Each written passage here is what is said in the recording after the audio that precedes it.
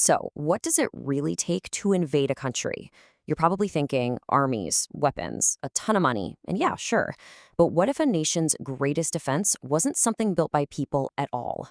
Today, we're diving into why one country, India, is basically a modern day fortress, a place that's almost impossible to conquer. Uninvadable? I mean, it sounds a little crazy, right?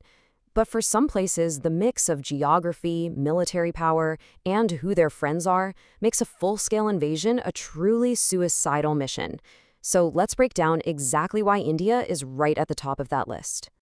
To really get a handle on this, you gotta look at India's defense like it has 5 different layers. We're gonna peel them back one by one.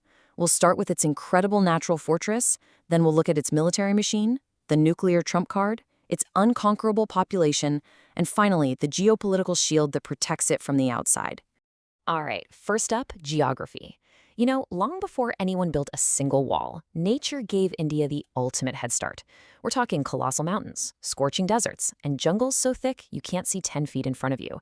It's a natural fortress that has been stopping armies in their tracks for centuries. So if you're thinking of invading from the north, forget about it. You're met with a literal wall of ice and rock, the Himalayas. This is the tallest mountain range on the entire planet. A brutal, unforgiving barrier of sheer cliffs, deadly cold, and air so thin it can knock out even the most elite soldiers. And to give you an idea of the sheer scale of this thing, the mountain range is longer than the distance from New York City all the way down to Miami. Now, just imagine trying to move an entire army across that, through the most hostile terrain on Earth. It's a logistical nightmare of epic proportions. Okay, so the north is out. What about coming in from the west? Well, any army trying that route is going to run smack into the Thar Desert.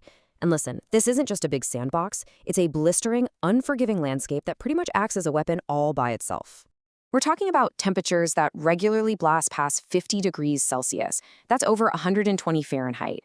In that kind of heat, tank engines just seize up, supplies spoil, and soldiers collapse. A whole armored division could get taken out by the sun before they even fire a single shot.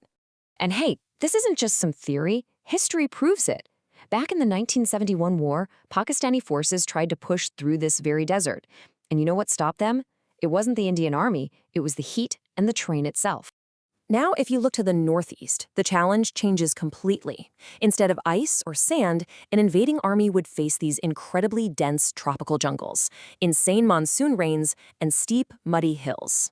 It's the perfect place for guerrilla warfare and an absolute death trap for a conventional army. And yep, you guessed it. History has another lesson for us here. During World War II, the battle-hardened Imperial Japanese Army tried to invade India through this exact route. They weren't beaten by bullets. They were beaten by the jungle, by the mud, the malaria, and starvation. Okay, so a land invasion is a total nightmare. What about from the sea? Well, that's also incredibly difficult. Any amphibious assault would have to get past the high cliffs of the Deccan Plateau and then fight its way through 2 coastal mountain ranges. And that's all before you even think about dealing with the modern Indian Navy, which is out there patrolling with aircraft carriers and nuclear submarines. And that brings us perfectly to our second layer. Because if an army somehow, magically, survived the geography, it would come face to face with one of the biggest and most experienced fighting forces on the entire planet, the Indian military. First off, the sheer size is just intimidating. India has over 1 million active soldiers, with millions more in reserve. Any invading force would almost certainly be outnumbered from day one, and they'd be fighting on enemy turf. But, you know, it's not just about the numbers. It's about experience. Indian soldiers are battle-hardened in every single one of those crazy environments we just talked about. From fighting on the world's highest battlefield on a glacier, to the deserts, to the jungles, they are experts at winning on their home turf. So now we get to layer 3. And this is the one that changes the entire game.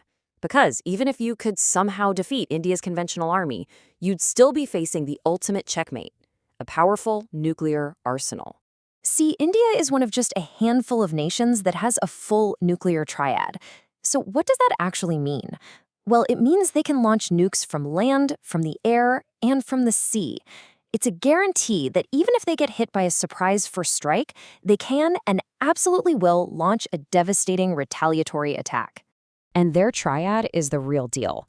On land, they have long-range ballistic missiles. In the air, nuclear-capable fighter jets. And this is the crucial part. At sea, they have nuclear submarines. These things can hide underwater, totally undetected for months at a time, and launch a strike from anywhere on Earth. It's the ultimate insurance policy. Okay, let's just imagine the impossible for a second. An invader gets past the mountains, beats the army, and somehow avoids total nuclear annihilation. They might be able to capture a city, sure, but they could never, ever hold the nation. And that's because of Layer 4, the human wall. Just take a moment and let that number sink in. 1.5 billion people.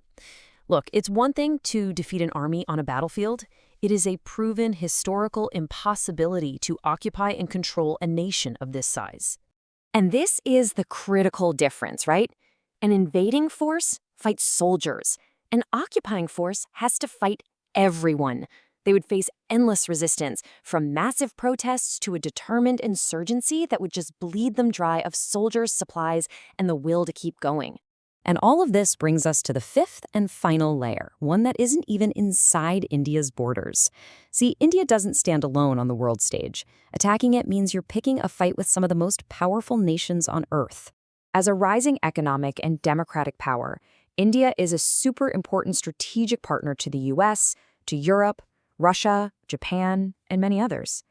Any invasion would trigger immediate global condemnation, crippling economic sanctions, and the very real threat of military help from its allies. So, the bottom line is this.